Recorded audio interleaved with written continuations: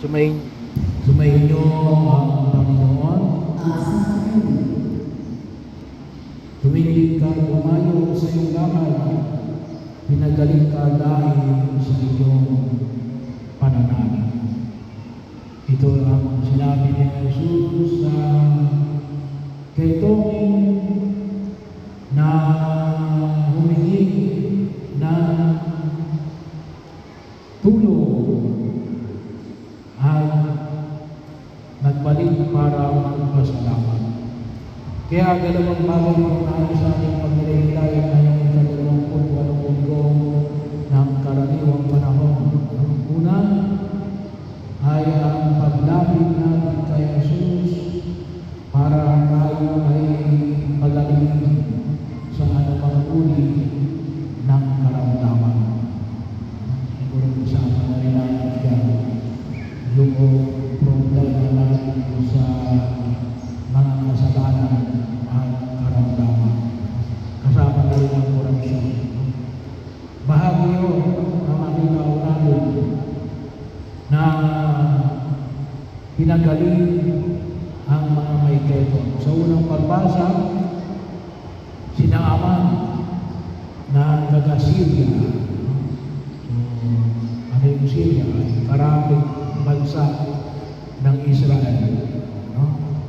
So, bahagi yun na humiling ng tulong kay Eliseo, ng propeta ng Diyos, na siya'y pagalingin at pinapunta siya sa Ilog Jordan. Upang maligo. Ano naman po natin? Yung keto.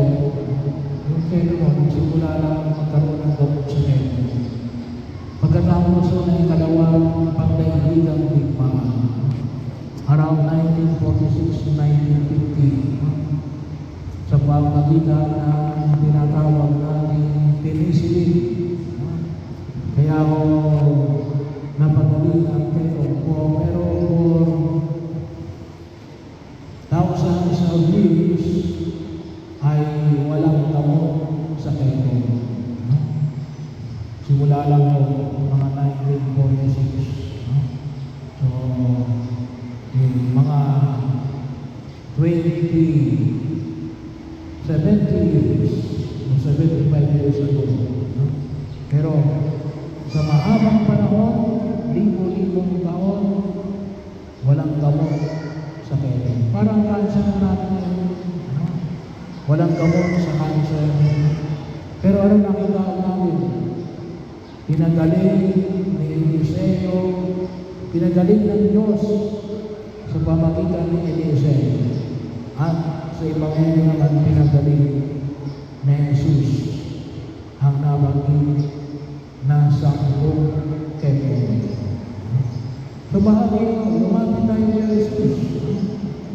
Bahagi yun na makita natin kasi bawal o inuulit ko lang, bawal o tayo magpagamot sa mga espiritista at mga albularyo.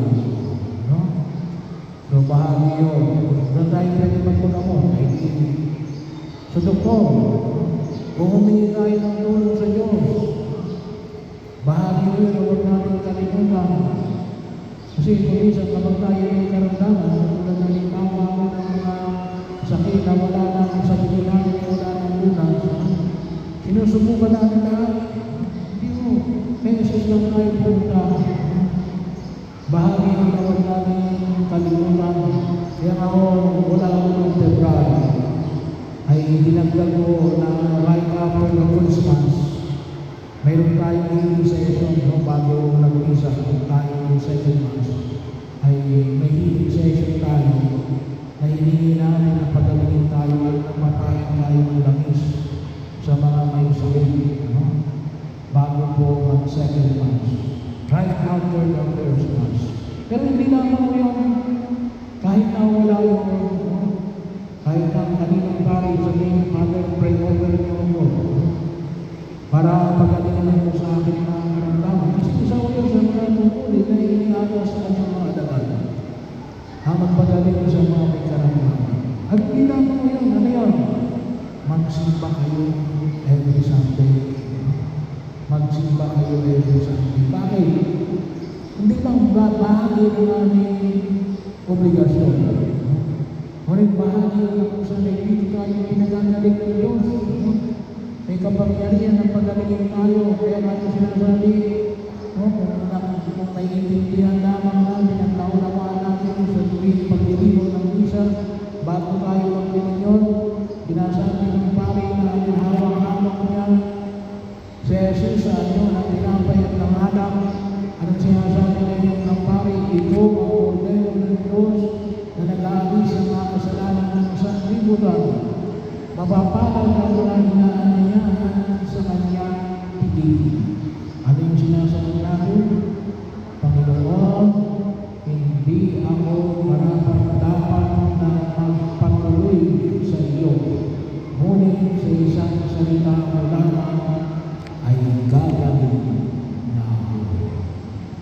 Panginoon, hindi ako karapat-dapat na magpatuloy sa iyo. Ngunit sa isang salita mo lamang ay gagawin na ako. Sa isang salita mo lamang ay gagawin na ako. Pinaniniwalaan na natin yung ating pinagapit na yan o mukhang pitigil lang natin. Kaya bahagi yun, pakinabangan natin yung biyaya ng kagalingan. Kaya anak na, magsimba kayo pag-aral ng linggo, magkumunyon kayo. May dalawang handang namin para hindi magkumunyon. Alisin namin yung dalawang handang na yun. Ano yung handang na yun? Yung kayo ay kumain ng isang oras bago magkumunyon. Hindi. Huwag muna kayong kumain. Mag-iisip muna kayo. Pagkapisa natin, ka na lang kayong kumain. At kung may kasalanan kayo, huwag kayong magkumunyon. So, anong gagawin ko sa kasalanan? Mag-umpisa. Bahagi yun. So, pero kung walang hadlang, tumanggap kayo ng kumunyon. Kasi pinaninipan yung namin. Kaya din po, binibigyan din natin ng diin at pinapahayag natin na yung mga may sakit na hindi na mga pupunta sa simbahan, inaanyayaan natin natin. Magpapain ng langis sa may sakit. Ipatawag lang ng pari para mapahiran ng Santo Olio. At pagkatapos mo, ang kapag-linggo, nagpupunta yung mga ladies para mabigyan sila ng kumunyon. Bakit? Gawa ng ating pananiwala na yun. Sa isang salita mo lamang ay gagawin na ako. So, lumahit tayo kay Jesus para pagalingin natin. Isama na rin natin yung alin. Pagalingin tayo hindi lamang sa sakit ng katawan, ngunit sa sakit ng espiritu, sa sakit ng kasalanan. Kasama natin yung alin. Yung korupsyon o anumang kasalanan. Pangalawa, ang magpasalamat. Nawa mapunan tayo ng pagpapasalamat. Sa Ebanghelyo nakita natin yung alin. Yung Samaritano, bahagi yung, kung sinabi natin sa Samaritano, ito yun, Hudyo din. Pero pinuri na Jesus, bakit? Kasi yung kapag maalala natin, yung konting background sa Samaritano, kung inyong maalala, noong panahon ni Haring David, panahon muna ni Saul, ang unang hari ng Israel, ay sinimulang pagkaisahin ang lahat ng mga Israelita. Noong panahon ni Haring David, nagkaroon ng united, na-unite ang lahat ng mga tribo ng Israel. Panahon ni Solomon, ganun din. Kaya lang matatapos ang panahon ni Solomon, nahati ulit. At sa patano nahati, yung tinatawag natin Northern Kingdom at saka yung Southern Kingdom. Itaas. Yung itaas na bahagi ng Jerusalem. Yung Southern, yung ibabang bahagi ng Jerusalem. So the kingdom of Israel and the kingdom of Judah. So, habang sinabi natin sa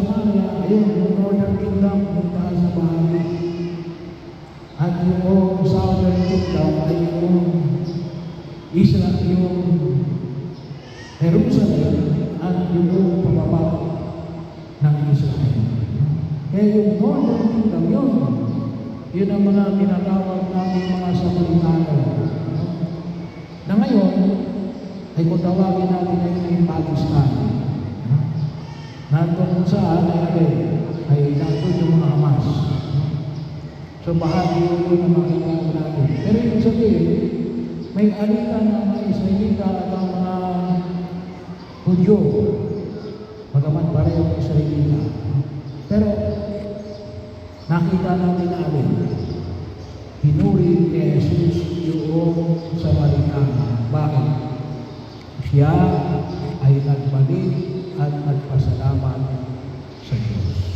Sa unang pagbasa, paano nagpasalamat sila Aman? Ay binibigyan ng mga ginto bilang si Eliseo, ayaw tanggapin ni Eliseo. No? Kaya anong ginawa ni Naaman? Pinuno niya ng lupa ang kanyang karwahe. No? At dinala niya doon sa Syria. At anong sabi ni Naaman? Ay mula ngayon wala na akong sasambahin kundi ang Diyos. So tayo po ay nawaya din. Tayo ay mapuno ng pagpapasalamat. Mapuno tayo ng pagpapasalamat. Marami yung tayong dapat ipagpapasalamat. Huwag tayong mapuno ng reklamo. May mga tao wala nang ginawa kundi magreklamo sa buhay. Marami tayong dapat na ipagpapasalamat.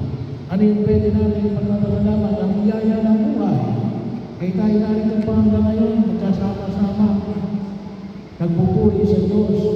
Ang biyaya ng pamilya, ang biyaya ng malayang pagkilos, ang biyaya ng pagtatrabaho, ang biyaya ng malayang pagsamba. Marami tayong dapat na ipagpapasalamat. Hanapin natin ang pwede natin ipagpapasalamat sa harapan ng Diyos. Kaya nga, tayo pinasisimba ng Diyos tuwing araw ng linggo. Hindi lang ako para magbigay ng obligasyon. Hindi lang ako para tayo ay papagaling sa ating mga karamdaman. Tayo ito pinasisimba pag-araw ng linggo para magpasalamat.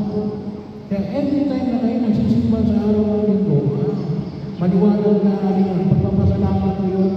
Kasi nang ibig sabihin ng misa, no? Ito po ay isang pagtitipon ng pagpapasalamat sa mabiyaya ng Diyos. Yung salita po misa ay galing sa salitang Eucharistia. No? Anong ibig sabihin ng Eucharistia? Nanggaling sa salitang Grego na Eucharistia. Na ibig sabihin niya thanksgiving. Pagpapasalamat. Kung tayo po magpasalamat, sa harapan ng po ang Panginoon. Lalo-lalo na sa biyaya ng pagliligtas ng Diyos sa atin. Mula sa kasalanan, mula sa iyak na kapahamakan. Kaya katulad na ni Naaman at ng Samaritano, ito ang hamon na pinapayo ng Panginoon. Lumapit tayo kay Jesus para pagalingin tayo. At ilapit namin niya Jesus para mapagaling ang ating bansa. Mahilong tayo sa sulat na nilikha ng kasalanan. At magpasalamat tayo sa mga biyaya patuloy niyang ipinagkakaloon